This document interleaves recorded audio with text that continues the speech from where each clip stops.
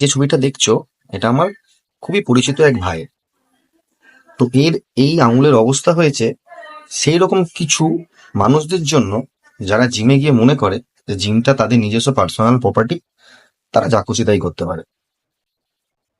তার কারণ হচ্ছে, কিছু মানুষ আছে যারা জিমে গিয়ে হয়তো ডাম্বেল নিল, ওয়েট নিল, এক্সারসাইজ করলো, কিন্তু তারপর সেটাকে রিয়াক্ট করতে হবে বা ঠিক জায়গায় রাখতে হবে, হাত থেকে জোরে চুরে ফেলতে হবে না, এই জিনিসগুলো বোঝে না।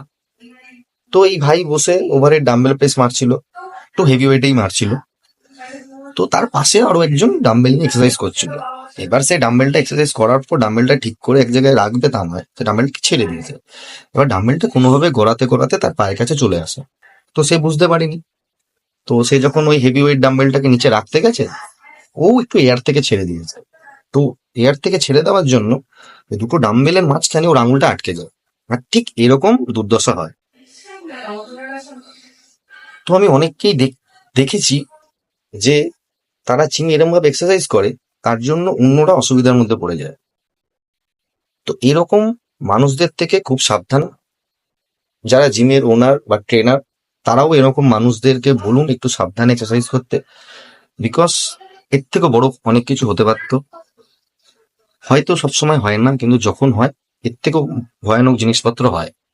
তো এর 2,20,000 টাকা লাগলো আঙুলটার প্লাস্টিক সার্জারি করাতে। আমরা সবাই ছিলাম সারা রাত্রির অ্যাপোলোতে। অন্যান্য নার্সিংহোমে নিয়ে গেছিলাম, তারা বলেছিল কোনো অপশন নেই, এটা প্লাস্টিক সার্জারি করতে হবে। তাই জন্যই এত টাকা খরচা করে করতে হলো। তো সবাইকেই বলবো, জিম যাও, ব্যায়াম করো, ওয়েটটাকে ঠিক মতো জায়গা রেখে আসো, আবার নিয়ে আসো। তাতে যদি তোমাকে বারবার ওয়েট নিয়ে যেতে নিয়ে আসতে হয়, তাই করো। কিন্তু তোমার উপরেও দায়িত্ব আছে অন্যের সেফটি, আর বাকিদেরও দায়িত্ব আছে তোমার সেফটি। সুতরাং সেফটি মেনটেন করে জিমটা করো।